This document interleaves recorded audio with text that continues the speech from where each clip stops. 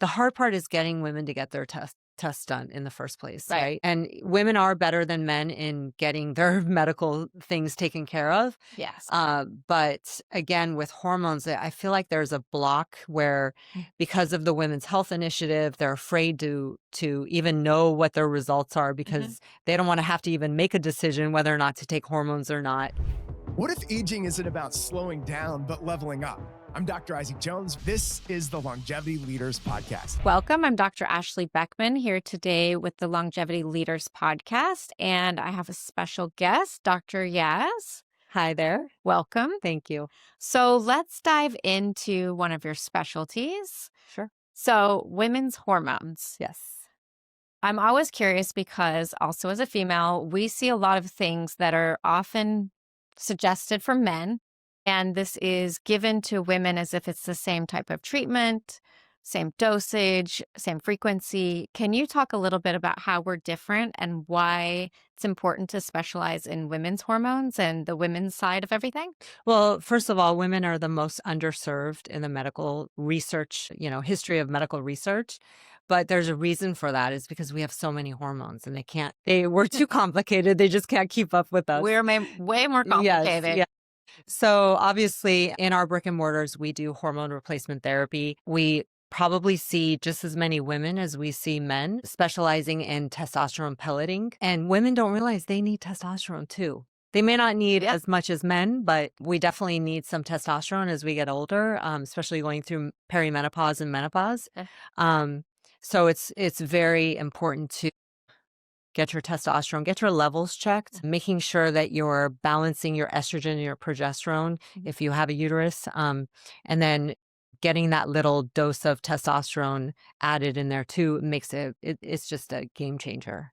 So what are some of the symptoms that women might encounter when their testosterone is low? Gosh, low energy, zero motivation, lack of sex drive, libido. They get hair loss. Yes. And what's interesting is men get hair loss with low testosterone, but it's not on the head necessarily. It's the shins. Yep. One of the first signs is shin hair loss, right? Yes. Yeah. But yeah, women definitely I feel like women get more hair loss than men with that. But the biggest feedback I get is just that they have more energy to keep up with their kids, with their life, everything. So this topic is really important, again, because I'm in the age bracket, right? So we've been told for so long that this happens a lot later in perimenopause. But what we're seeing, and I want to ask for your opinion, what's the age range? Because it's a wide spectrum of perimenopause. Yes. Right? So women get these symptoms for so long. They're dismissed by their doctors. They're told maybe you're anxious, depressed, stressed. But you need to uncover and really look at these hormones, and the testosterone's a big piece. Huge piece, yeah. So I know a lot of women are afraid of taking testosterone, right?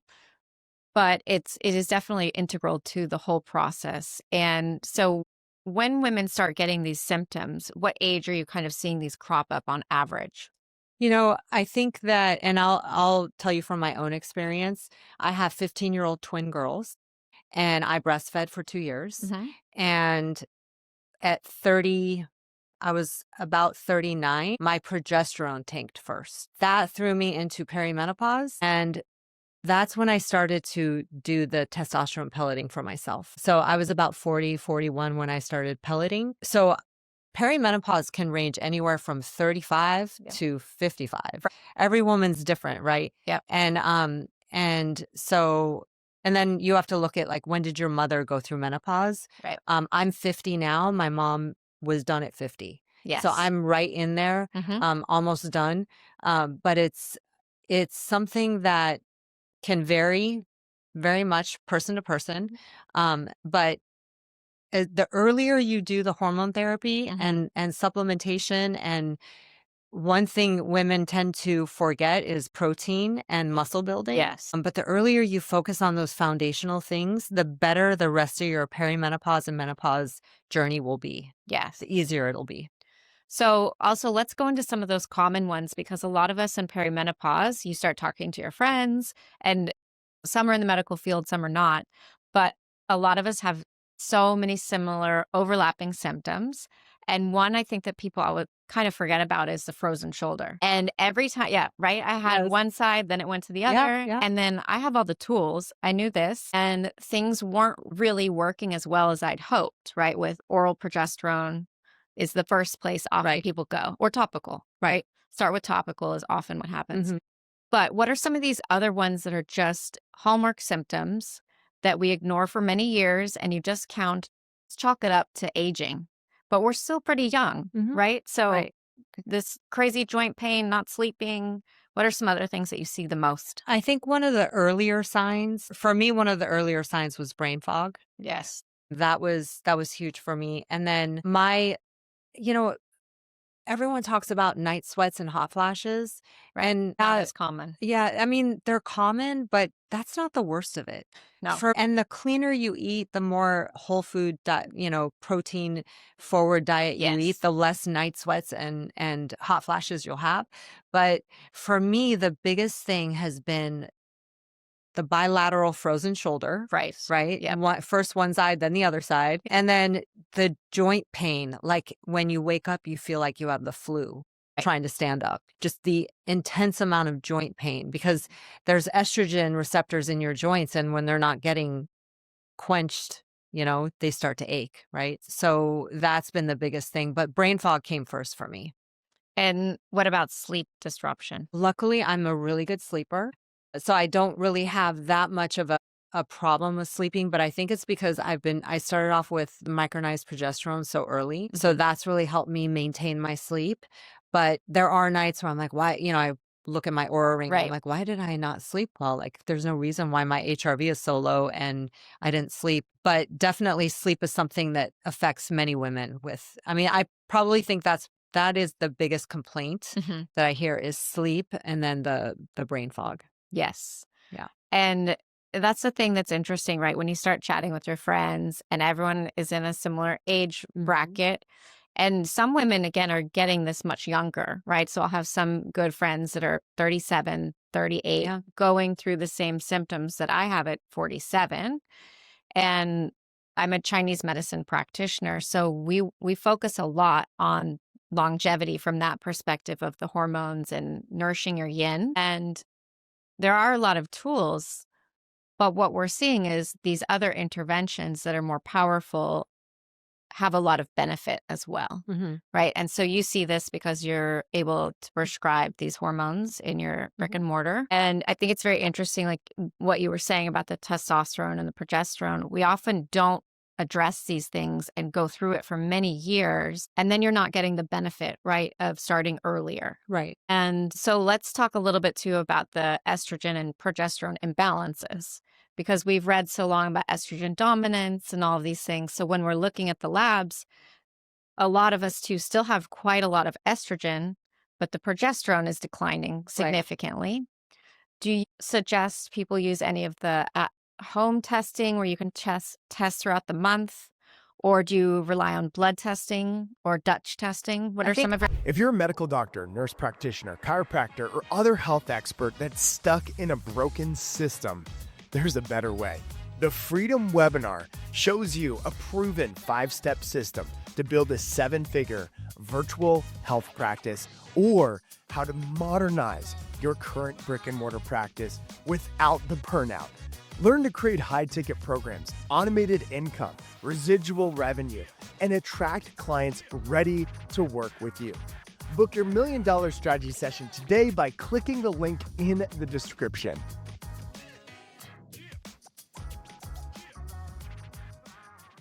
favorites? I think all of them are good. I love the Dutch test, blood. We draw labs in our clinics. At home testing is fine too. Mhm. I don't think there's any bad way to do it. I think that, yeah, that blood work is obviously more accurate, but you can get pretty good results with the Dutch test as well. But again, if a woman has her uterus still, Mhm. it's so important to make sure that if your estrogen is dropping, that you're balancing the progesterone and the estrogen. You're not just taking one or the other. Only if the estrogen is dropping. Mhm. But I feel that any of those tests, the hard part is getting women to get their tests done in the first place, Right. right? And women are better than men in getting their medical things taken care of. Again, with hormones, I feel like there's a block where because of the Women's Health Initiative, they're afraid to even know what their results are because they don't want to have to even make a decision whether or not to take hormones or not. So that's a whole other issue. But I think, no test is a bad test. Right. So that's the bigger issue. Yeah, and just living with symptoms Yeah. for years to decades. Right. And that is a big thing too. Often they do go into their practitioner and they're dismissed and told, oh, this is way too early for you. You Yep. can't possibly be in perimenopause. Right. Or they say, hormone therapy is bad for you because the practitioner is maybe not progressive and isn't Right. up to date with their research. So there's always that too. So let's go into that a little bit, right? I'm sure you get clients all the time questioning how safe HRT is, and they're worried if what if their mom had breast cancer or hormone dependent cancer. How do you go about that and navigate the process with them for the optimal choice for that individual? Right. So I actually tell them my mom's story. My mom went through menopause at 50, and this was 25 years ago. And she decided not to go the hormone therapy route. And her doctors told her that she'd be fine and she'd get through it. And she did. Everything was fine. But then what happened was a few years later, I'd say about 6 years after she was done going through menopause, she started to get the very first lab marker that started to creep up was her triglycerides. So her triglycerides start to creep up. Then a couple years later, her cholesterol creeped up. Then a couple years after that, her A1C creeped up. And then before we knew it, she's in a chronic state of inflammation. Yes. And then a few years after that, she gets diagnosed with cancer. Ah. And then she passes away 10 months later. Oh. So when I hear stories about practitioners saying that we don't believe in hormone therapy, even if it's bioidentical, Right. I read the research and I see that if you do not supplement with bioidentical hormone and you go through menopause without it and you rough it, and more power to you if you Right. can, that's great. But there's research out there that shows that if you don't use bioidentical hormones through your menopause journey, your chances of getting cancer, especially reproductive cell cancer, increases by 40% after the age of 65. Oh, wow. So, and That's significant. yeah, and my mom was 69 when she got diagnosed. May I ask what kind of cancer she? Uterine, yeah. So, and it took her in 10 months. Yeah. So that I tell that story and they're like, okay, that makes sense. I understand, and then they do their own research and they come back and, they are more open to it. So in my practice, I have a lot of clients as well as myself. They're extremely sensitive to estrogen. How do you navigate that with if it's possibly creating some mast cell or some issues? Is that a case by case basis where maybe estrogen isn't a great fit? Or again, how do you kind of I guess work it on just that? depends on their levels. It would be more case by. I also feel like some people do better on the patch than on the pellet with estrogen. I feel like the pellet is a little bit more, adding estrogen to the pellet is a little harder, but then some people don't like the pellet at all. I mean, love the pellet, don't like the patch. They don't feel the patch does anything for them. I prefer the patch for myself. And it depends on their symptoms, with mast cell activation and, other symptoms. It just depends on, okay, let's look and see what's triggering that mast cell activation. Yes. Is it just the estrogen or is it something else? And then can we put them on a histamine support for that? Right. Right. So I put them on a probiotic or some sort of histamine probiotic for that. But with the patches, I haven't really had a lot of people complaining about that. They'll say, I don't really think it's working. And then that's when, we move them on to the pellet. Okay. What about, this is very popular now in the space, using topical facial serums that have estrogen. Yeah. Let me know Yes. about your Yes. thoughts on that. So I've tried it. Yes. I don't know if it works. I don't know. I mean, at this point, I'm like, I'm 50, whatever. What am I going to do?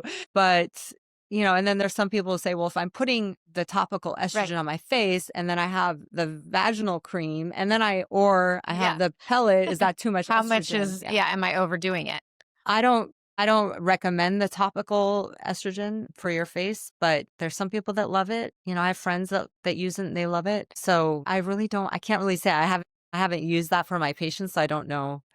I don't have experience with patients using it to see if, they're getting too much estrogen. Right. I guess if a patient is using both and you check their labs and their estrogen's too high, then okay, maybe we need to, either dial down on their pellet or patch or, Right. take away the topical.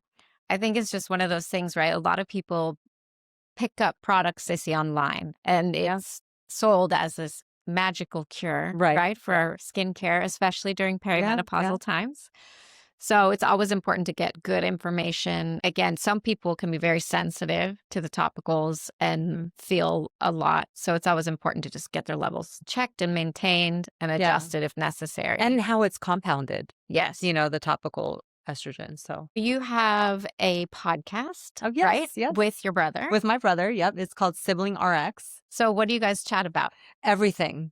Okay. Everything health and wellness. We even, have some sibling banter on there. And we're business partners too in our brick and mortar. Okay. We have 12 brick and mortars in Arizona, and 2 surgical centers. So, um, we just talk about whatever. Mostly my passion is fitness, nutrition, and, women's health. And he's really good in not the women's health, but he knows a lot about the nutrition and fitness as well, but he has a lot of, joint repair type stuff that he talks about. So we just kind of bring 2 different angles and we discover different longevity hacks and stuff. I'm kind of more exposed to that stuff. So we discuss that and different supplements, all kinds of stuff. So it's fun for us. It gives us time at least once a week to sit down and talk together. Is he a practitioner? Yes, he's a chiropractor. Okay. Yeah, that's a nice Yeah. congruency. Yeah. And then plus, I'm sure working together, Yes. plus being siblings, Yes. has its own charm. Yes. And do you guys use peptides? Well, not in our clinic so much. I use them for myself, Mhm. with my menopause journey, but Yes. which has been wonderful. Life-changing, Yeah, it's right? been great. But I am going to start figuring out a peptide program for my virtual practice Yes. for that. So I need to add that to my program. What are some of your favorite peptides that have worked for you? So I have a stack that I do. Mm-hmm. I do tesamorelin in the morning. Mm-hmm. I do CJC 1295 at night, ipamorelin. And then I do the BPC 157 at night. Mm-hmm. And then I take NAD, not necessarily a peptide, but I inject the NAD too.